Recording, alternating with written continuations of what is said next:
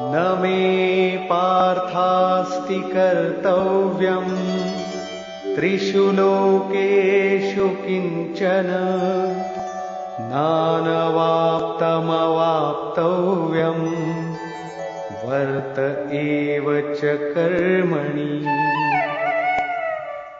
हे पार्थ, मुझे तीनों लोकों में कोई कर्तव्य नहीं है। पीछे कह आए हैं कि उस महापुरुष का समस्त भूतों में कोई कर्तव्य नहीं है। यहां कहते हैं तीनों लोकों में मुझे कुछ भी कर्तव्य शेष नहीं है तथा किंचन मात्र प्राप्त होने योग्य वस्तु अप्राप्त नहीं है। तब भी मैं कर्म में भली प्रकार बरतता हूं। क्यों?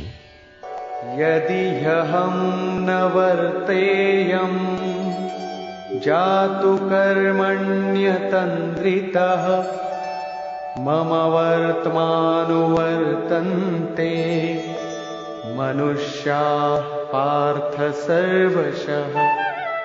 क्योंकि यदि मैं सावधान होकर कदाचित कर्म में न बरतूं तो मनुष्य मेरे बर्ताव के अनुसार बरतने लग जाएंगे।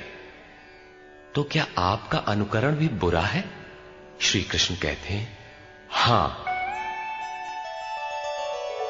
उत्सीदेयुरिमे लोका न कुर्यां कर्म चेदहम् शंकरस्य च कर्ता स्याम् उपहन्यामिमाः प्रजाः।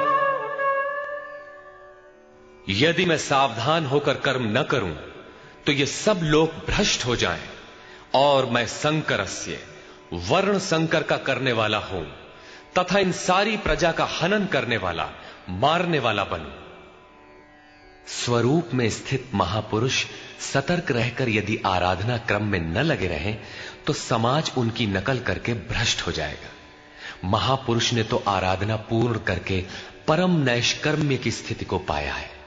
वे न करें तो उनके लिए कोई हानि नहीं है, किंतु समाज ने तो अभी आराधना आरंभ ही नहीं की। पीछे वालों के मार्गदर्शन के लिए ही महापुरुष कर्म करते हैं। मैं भी करता हूं। अर्थात श्री कृष्ण एक महापुरुष थे, न कि बैकुंठ से आए हुए कोई विशेष भगवान। उन्होंने कहा कि महापुरुष लोक संग्रह के लिए कर्म करता है, मैं भी करता हूं। यदि न करूं तो लोगों का पतन हो जाए, सभी कर्म छोड़ बैठेंगे। मन बड़ा चंचल है, ये सब कुछ चाहता है, केवल भजन नहीं चाहता। यदि स्वरूपस्थ महापुरुष कर्म न करें तो देखा देखी पीछे वाले भी तुरंत कर्म छोड़ देंगे। उन्हें बहाना मिल जाए कि ये भजन नहीं करते, पान खाते हैं, इत्र लगाते हैं, सामान्य बातें करते हैं, फिर भी महापुरुष कहलाते हैं। ऐसा सोचकर वे भी आराधना से हट जाते हैं, पतित हो जाते हैं।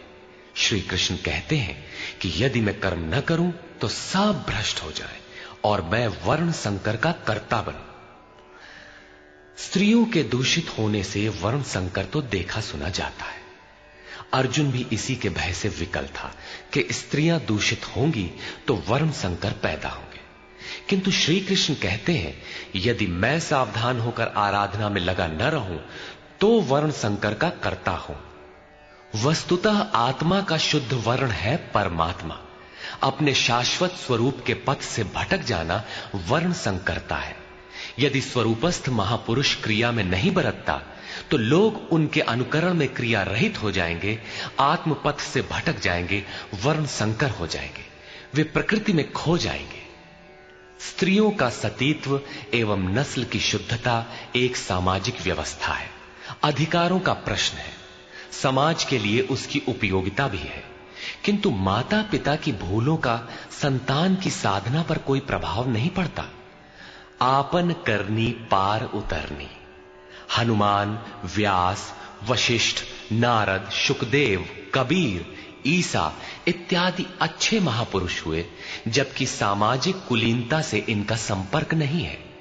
आत्मा अपने पूर्व जन्म के गुण धर्म लेकर आता है। श्री कृष्ण कहते हैं मनः षष्ठानीन्द्रियाणि प्रकृतिस्थानी कर्षति। मन सहित इंद्रियों से जो कार्य इस जन्म में होता है उनके संस्कार लेकर जीवात्मा पुराने शरीर को त्याग कर नवीन शरीर में प्रवेश कर जाता है। इसमें जन्मदाताओं का क्या लगा? उनके विकास में कोई अंतर नहीं आया। अतः स्त्रियों के दूषित होने से वर्ण संकर नहीं होता। स्त्रियों के दूषित होने और वर्ण संकर से कोई संबंध नहीं है। शुद्ध स्वरूप की ओर अग्रसर न होकर प्रकृति में बिखर जाना ही वर्ण संकर है। यदि महापुरुष सावधान होकर क्रिया, नियत कर्म में बरतते हुए लोगों से क्रिया न कराएं, तो वो उस सारी प्रजा का हनन करने वाला, मारने वाला बने। साधना क्रम में चलकर उस मूल अविनाशी की प्राप्ति ही जीवन है, और प्रकृति में बिखरे रहना, भटक जाना मृत्यु है। किंतु वो महापुरुष इस सारी प्रजा को यदि क्रिया पथ पर नहीं चलाता, उस सारी प्रजा को बिखराव से रोककर सतपथ पर नहीं चलाता, तो वो सारी प्रजा का हनन करने वाला हत्यारा है, हिंसक है, और क्रमशः चलते हुए जो चला लेता है वो शुद्ध अहिंसा है। गीता के अनुसार शरीर का निधन, नश्वर कलेवरों का निधन मात्र परिवर्तन है, हिंसा नहीं।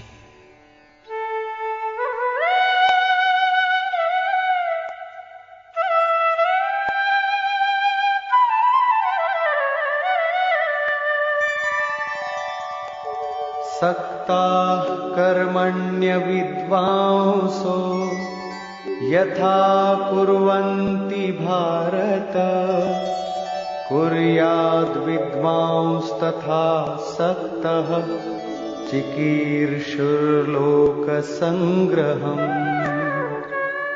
हे भारत, कर्म में आसक्त हुए अज्ञानी जन जैसे कर्म करते हैं, वैसे ही अनासक्त हुआ विद्वान, पूर्ण ज्ञाता भी लोक हृदय में प्रेरणा और कल्याण संग्रह चाहता हुआ कर्म करे। यज्ञ की विधि जानते और करते हुए भी हम अज्ञानी हैं। ज्ञान का अर्थ है प्रत्यक्ष जानकारी। जब तक लेश मात्र भी हम अलग हैं, आराध्य अलग है, तब तक अज्ञान विद्यमान है। जब तक अज्ञान है, तब तक कर्म में आसक्ति रहती है। अज्ञानी जितनी आसक्ति से आराधना करता है, उसी प्रकार अनासक्त, जिसे कर्मों से प्रयोजन नहीं है, तो आसक्ति क्यों होगी? ऐसा पूर्ण ज्ञाता महापुरुष भी लोकहित के लिए कर्म करें, दैवी संपद का उत्कर्ष करें, जिससे समाज उस पर चल सके।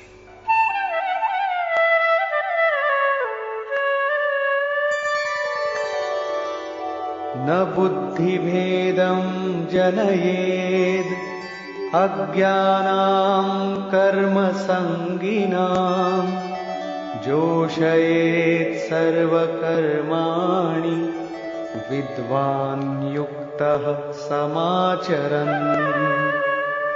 ज्ञानी पुरुषों को चाहिए कि कर्मों में आसक्ति वाले अज्ञानियों की बुद्धि में भ्रम न पैदा करें। अर्थात स्वरूपस्थ महापुरुष ध्यान दें कि उनके किसी आचरण से पीछे वालों के मन में कर्म के प्रति अश्रद्धा न उत्पन्न हो जाए। परमात्म तत्व से संयुक्त महापुरुष को भी चाहिए कि स्वयं भली प्रकार नियत कर्म करता हुआ उनसे करावे। यही कारण था कि पूज्य महाराज जी वृद्धावस्था में भी रात के 2 बजे ही उठकर बैठ जाएं, खांसने लगे। 3 बजे बोलने लगे, उठो मिट्टी के पुतलो। सब उठकर चिंतन में लग जाएं तो स्वयं थोड़ा लेट जाएं। कुछ देर बाद फिर उठकर बैठ जाएं, कहें, तुम लोग सोचते हो कि महाराज सो रहे हैं, किंतु मैं सोता नहीं, श्वास में लगा हूं। वृद्धावस्था का शरीर है, बैठने में कष्ट होता है, इसी से मैं पड़ा रहता हूं। लेकिन तुम्हें तो स्थिर और सीधे बैठकर चिंतन में लगना है। जब तक तैल धारा के सदृश श्वास की डोरी न लग जाए, क्रम न टूटे, अन्य संकल्प बीच में व्यवधान उत्पन्न न कर सकें, तब तक सतत लगे रहना साधक का धर्म है। मेरी श्वास तो बांस की तरह स्थिर खड़ी है। यही कारण है कि अनुयायियों से कराने के लिए वो महापुरुष भली प्रकार कर्म में बरतता है। जिस गुण को सिखावे उसे करके दिखावे। इस प्रकार स्वरूपस्थ महापुरुष को भी चाहिए कि स्वयं कर्म करता हुआ साधकों को भी आराधना में लगाए रहे।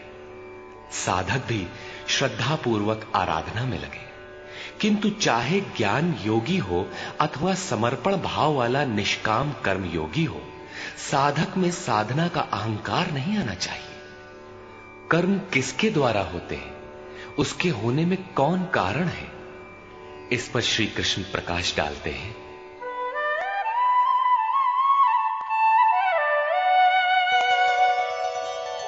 प्रकृते क्रियमाणानि गुणैः कर्माणि सर्वशः अहंकार विमूढ़ात्मा कर्ताहमिति मन्यते।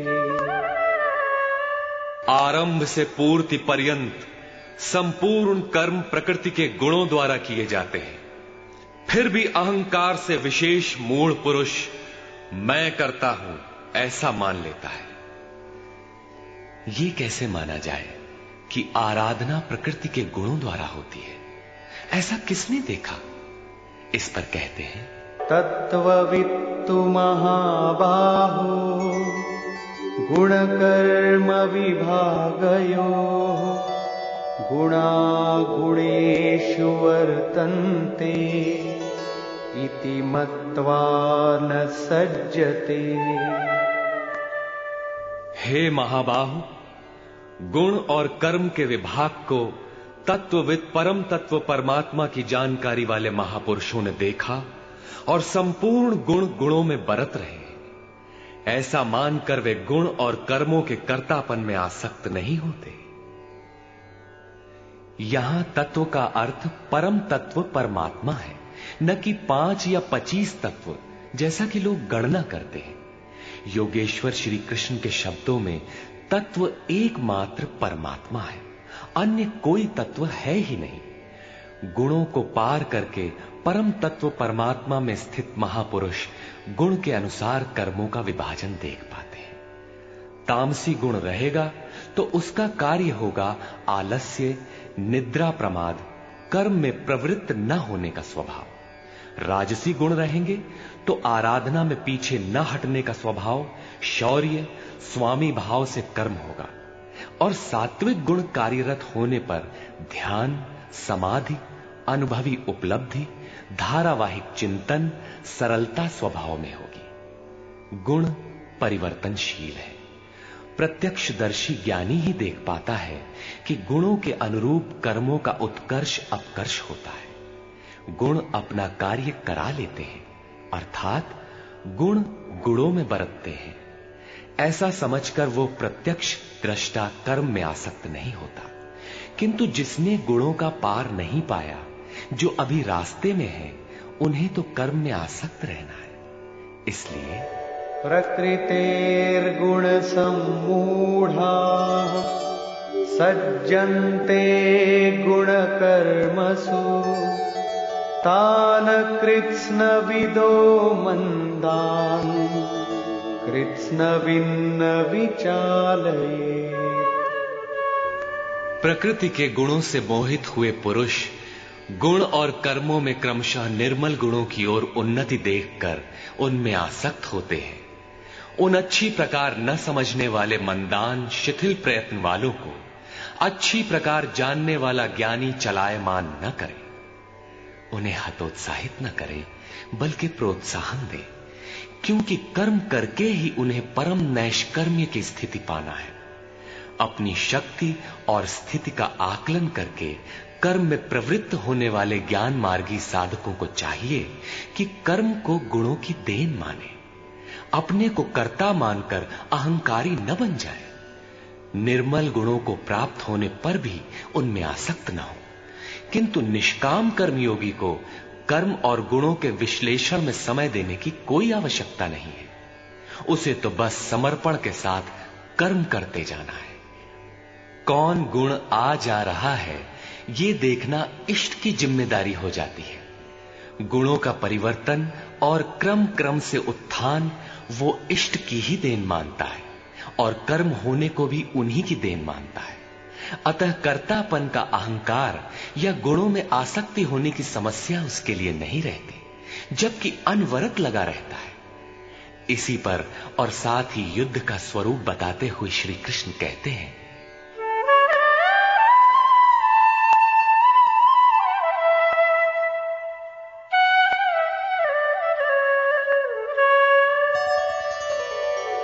मयि सर्वाणि कर्माणि सन्न्यस्याध्यात्मचेतसा निराशीर्निर्ममो भूत्वा युध्यस्व विगतज्वरः। इसलिए अर्जुन, तू अध्यात्म चेतसा अंतरात्मा में चित्त का निरोध करके ध्यानस्थ होकर संपूर्ण कर्मों का मुझ में अर्पण करके आशा रहित, ममता रहित और संताप रहित होकर युद्ध कर। जब चित्त ध्यान में स्थित है, लेश मात्र भी कहीं आशा नहीं, कर्म में ममत्व नहीं है, असफलता का संताप नहीं है, तो वो पुरुष कौन सा युद्ध करेगा? जब सब ओर से चित्त सिमटकर हृदय देश में निरुद्ध होता जा रहा है, तो वो लड़ेगा किस लिए, किससे, और वहां है कौन? वास्तव में जब आप ध्यान में प्रवेश करेंगे, तभी युद्ध का सही स्वरूप खड़ा होता है। तो काम, क्रोध, राग, द्वेष, आशा, तृष्णा इत्यादि विकारों का समूह, विजातीय प्रवृत्तियां जो कुरु कहलाती हैं, संसार में प्रवृत्ति देती ही रहती हैं, बाधा के रूप में भयंकर आक्रमण करती हैं। बस इनका पार पाना ही युद्ध है। इनको मिटाते हुए अंतरात्मा में सिमटते जाना, ध्यानस्थ होते जाना ही यथार्थ युद्ध है। इसी पर पुनः बल देते हैं।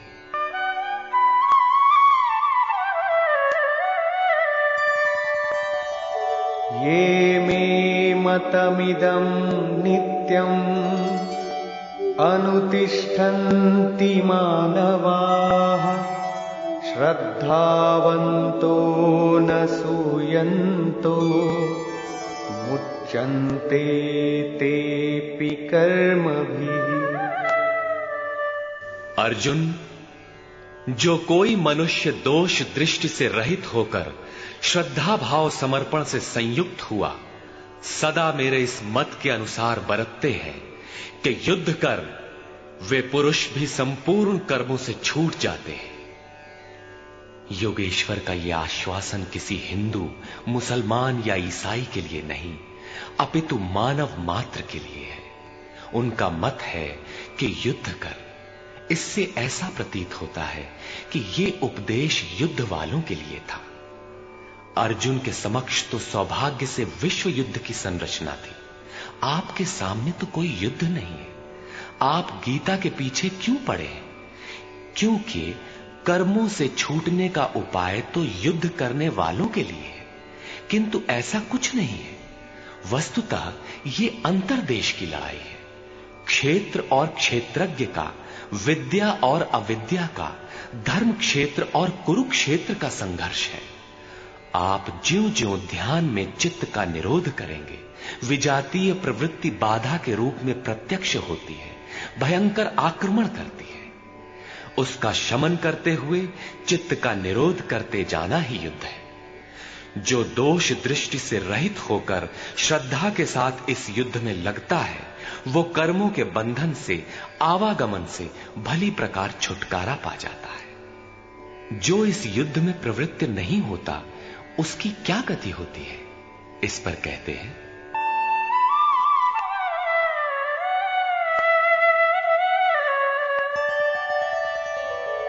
ये त्वेतदभ्यसूयन्तो नानुतिष्ठन्ति मे मतम् सर्वज्ञानविमूढांस्तान् विद्धि नष्टान चेतसः। जो दोष दृष्टि वाले अचेतसः, मोह निशा में अचेत लोग मेरे इस मत के अनुसार नहीं बरतते, अर्थात ध्यानस्थ होकर आशा, ममता, संताप रहित होकर समर्पण के साथ युद्ध नहीं करते, सर्वज्ञान विमूढ़ान, ज्ञान पथ में सर्वथा मोहित उन लोगों को तू कल्याण से भ्रष्ट हुआ ही जान। जब यही सही है तो लोग करते क्यों नहीं? इस पर कहते हैं, सदृशं चेष्टते स्वस्याः प्रकृतेर्ज्ञानवानपि प्रकृतिं यान्ति भूतानि निग्रहः किं करिष्यति। सभी प्राणी अपनी प्रकृति को प्राप्त होते हैं, अपने स्वभाव से परवश होकर कर्म में भाग लेते हैं। प्रत्यक्षदर्शी ज्ञानी भी अपनी प्रकृति के अनुसार चेष्टा करता है। प्राणी अपने कर्मों में बरतते हैं और ज्ञानी अपने स्वरूप में। जैसा जिसकी प्रकृति का दबाव है वैसा ही कार्य करता है। यह स्वयं सिद्ध है, इसमें निराकरण कोई क्या करेगा। यही कारण है कि सभी लोग मेरे मत के अनुसार कर्म में प्रवृत्त नहीं हो पाते। वे आशा, ममता, संताप का, दूसरे शब्दों में राग द्वेष का त्याग नहीं कर पाते, जिससे कर्म का सम्यक आचरण नहीं हो पाता। इसी को और स्पष्ट करते हैं और दूसरा कारण बताते हैं।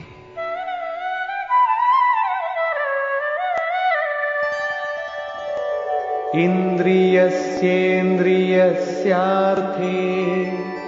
रागद्वेषौ व्यवस्थितौ तयोर्न वशमागच्छेत् तौ ह्यस्य परिपन्थिनौ।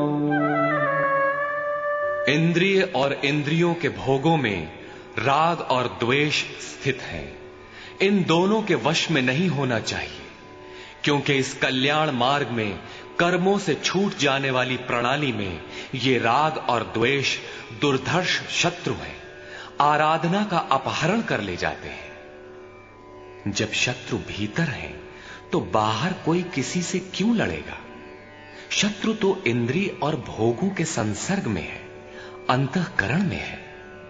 अतः ये युद्ध भी अंतःकरण का युद्ध है, क्योंकि शरीर ही क्षेत्र है जिसमें सजातीय विजातीय दोनों प्रवृत्तियां, विद्या और अविद्या रहती हैं, जो माया के दो अंग हैं। इन्हीं प्रवृत्तियों का पार पाना, सजातीय प्रवृत्ति को साध कर विजातीय का अंत करना युद्ध है। विजातीय समाप्त होने पर सजातीय का उपयोग समाप्त हो जाता है। स्वरूप का स्पर्श करके सजातीय का भी उसके अंतराल में विलय हो जाना, इस प्रकार प्रकृति का पार पाना युद्ध है, जो ध्यान में ही संभव है। राग द्वेष के शमन में समय लगता है, इसलिए बहुत से साधक क्रिया को छोड़कर सहसा महापुरुष की नकल करने लग जाते हैं। श्री कृष्ण इससे सावधान करते हैं।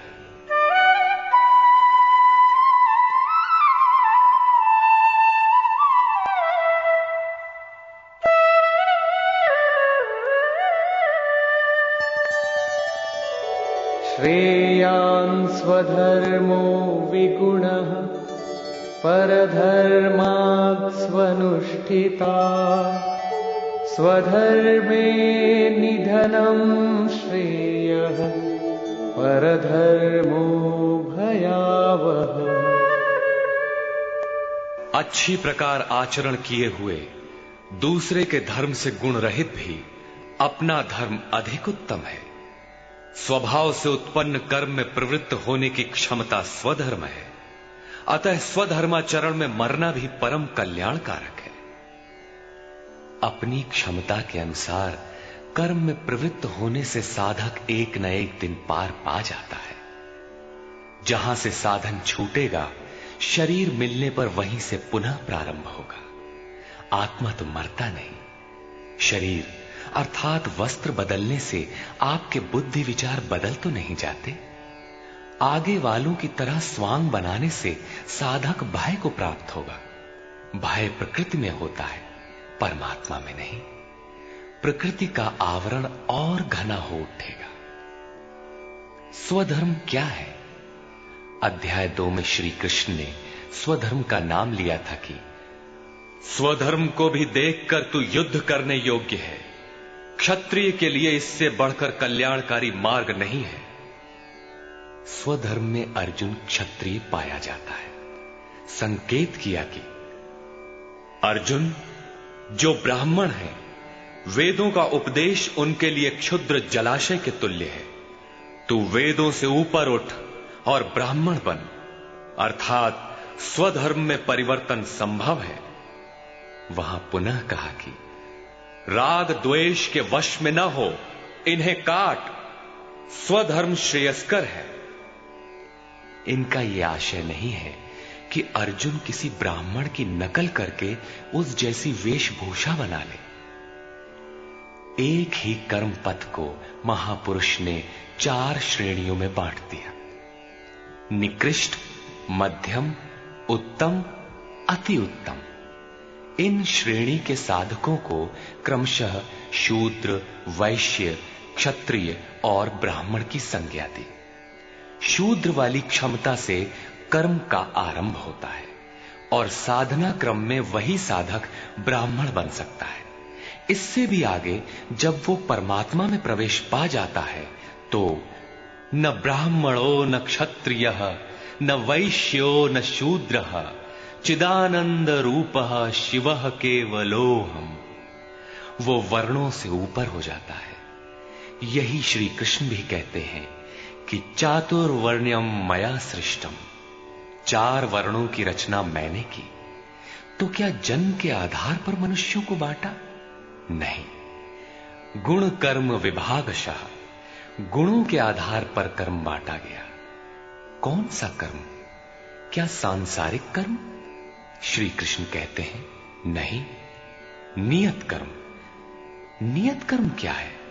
वो है यज्ञ की प्रक्रिया, जिसमें होता है श्वास में प्रश्वास का हवन, प्रश्वास का श्वास में हवन, इंद्रिय संयम इत्यादि, जिसका शुद्ध अर्थ है योग साधना, आराधना।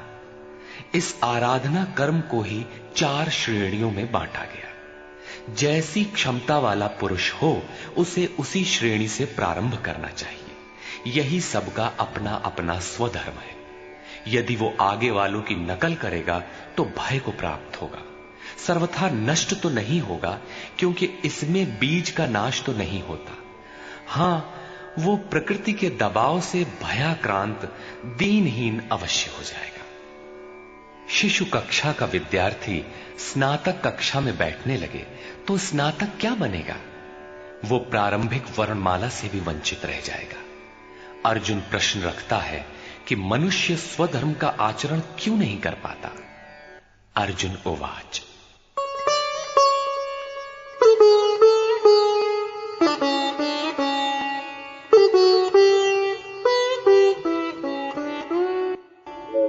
अथ केन प्रयुक्तोऽयं पापं चरति पुरुषः अनिच्छन्नपि वार्ष्णेय बलादिव नियोजितः।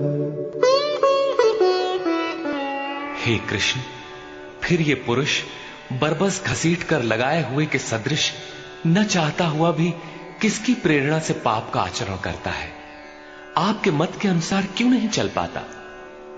इस पर योगेश्वर श्री कृष्ण कहते हैं, श्री भगवान उवाच,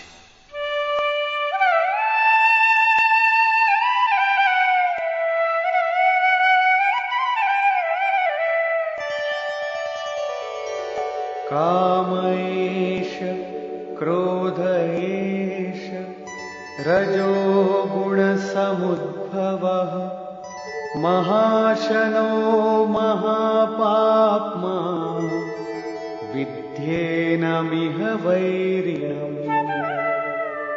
अर्जुन, रजोगुण से उत्पन्न ये काम और ये क्रोध अग्नि के समान भोग भोगने से कभी न तृप्त होने वाले बड़े पापी हैं। काम क्रोध राग द्वेष के ही पूरक है। अभी मैंने जिसकी चर्चा की थी, इस विषय में तू इनको ही शत्रु जान। अब इनका प्रभाव बताते हैं।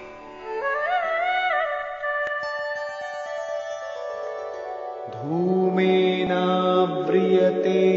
वह्निः यथादर्शो मलेन च यथोल्बेनावृतो गर्भः तथा तेनेदमावृतम्।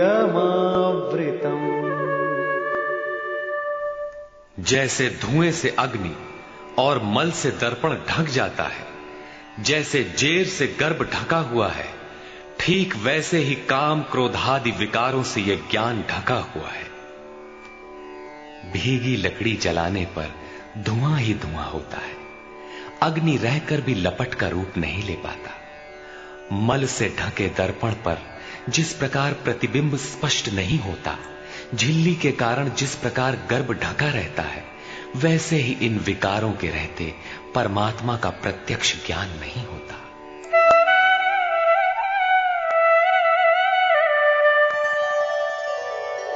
आवृतं ज्ञानमेतेन ज्ञानिनो नित्यवैरिणा कामरूपेण कौन्तेय दुष्पूरेणानलेन च। कौन्तेय, अग्नि के समान भोगों से न तृप्त होने वाले ज्ञानियों के निरंतर बैरी इस काम से ज्ञान ढका हुआ है। अभी तो श्री कृष्ण ने काम और क्रोध दो शत्रु बताए। प्रस्तुत श्लोक में वे केवल एक शत्रु काम का नाम लेते हैं। वस्तुतः काम में क्रोध का अंतर्भाव है। कार्य पूर्ण होने पर क्रोध समाप्त हो जाता है, किंतु कामना समाप्त नहीं होती। कामना पूर्ति में व्यवधान पड़ते ही क्रोध पुनः उभर आता है। काम के अंतराल में क्रोध भी निहित है। इस शत्रु का निवास कहां है? इसे ढूंढे कहां? निवास जान लेने पर इसे समूल नष्ट करने से सुविधा रहेगी। इस पर श्री कृष्ण कहते हैं,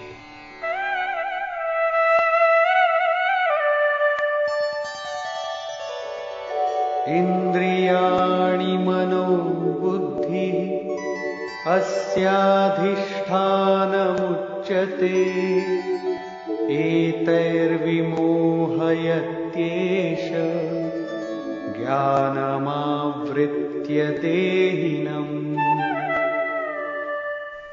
इंद्रियां, मन और बुद्धि इसके वास स्थान कहे जाते हैं। ये काम इन मन, बुद्धि और इंद्रियों के द्वारा ही ज्ञान को आच्छादित करके जीवात्मा को मोह में डालता है। तस्मात् त्वमिन्द्रियाण्यादौ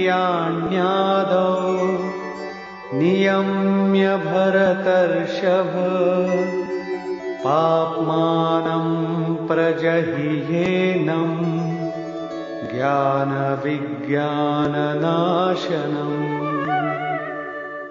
इसलिए अर्जुन, तू पहले इंद्रियों को नियम्य संयत कर, क्योंकि शत्रु तो इनके अंतराल में छिपा है। वो तुम्हारे शरीर के भीतर है, बाहर खोजने से वो कहीं नहीं मिलेगा। इंद्रियों को वश में करके ज्ञान और विज्ञान का नाश करने वाले इस पापी काम को ही मार। ये हृदय देश की अंतर जगत की लड़ाई है। काम सीधे पकड़ में नहीं आएगा, अतः विकारों के निवास स्थान का ही घेराव कर लो, इंद्रियों को ही संयत कर लो। किंतु इंद्रियों और मन को संयत करना तो बड़ा कठिन है। क्या ये हम कर पाएंगे? इस पर योगेश्वर श्री कृष्ण आपकी सामर्थ्य बताते हुए प्रोत्साहित करते हैं।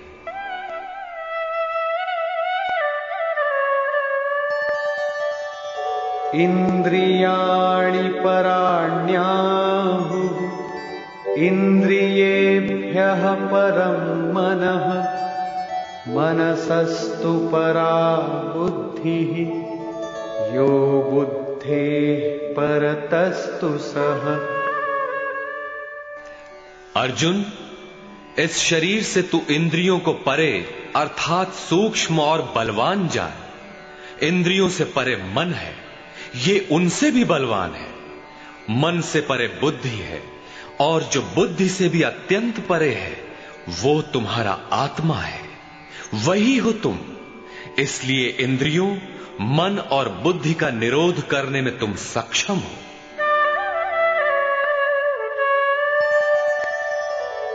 एवं बुद्धेः परं बुद्ध्वा संस्तभ्यात्मानमात्मना जहि शत्रुं महाबाहो कामरूपं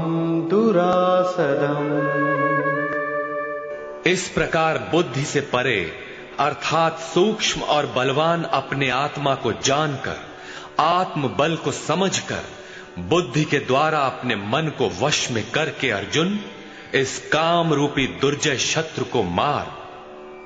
काम एक दुर्जय शत्रु है। इंद्रियों के द्वारा ये आत्मा को मोहित करता है, तो अपनी शक्ति समझकर, आत्मा को बलवान समझकर काम रूपी शत्रु को मारना है।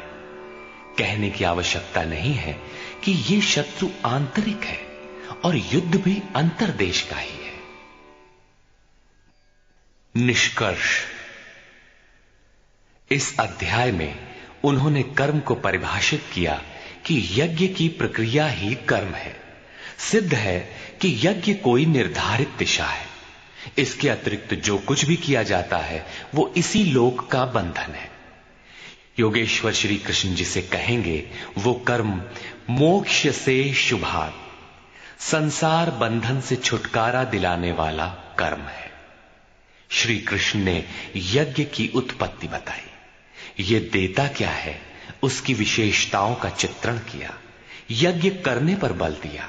उन्होंने कहा इस यज्ञ की प्रक्रिया ही कर्म है। अध्याय 3 में ही युद्ध का विशद चित्रण है। श्लोक 30 से श्लोक 43 तक युद्ध का स्वरूप, उसकी अनिवार्यता, युद्ध न करने वालों का विनाश, युद्ध में मारे जाने वाले शत्रुओं के नाम, उन्हें मारने के लिए अपनी शक्ति का आवाहन और निश्चय ही उन्हें काट कर फेंकने पर बल दिया। इस अध्याय में शत्रु और शत्रु का आंतरिक स्वरूप स्पष्ट है, जिनके विनाश की प्रेरणा दी गई है। अतः ओम तत्सदिति श्रीमद् भगवद गीता सूपनिषत्सु ब्रह्म विद्यायाम योग शास्त्रे श्री कृष्णार्जुन संवादे शत्रु विनाश प्रेरणा नाम तृतीयो अध्याय। इस प्रकार स्वामी अड़गड़ानंद कृत श्रीमद् भगवद गीता के भाष्य यथार्थ गीता का 3रा अध्याय पूर्ण होता है। हरि ओम तत्सत।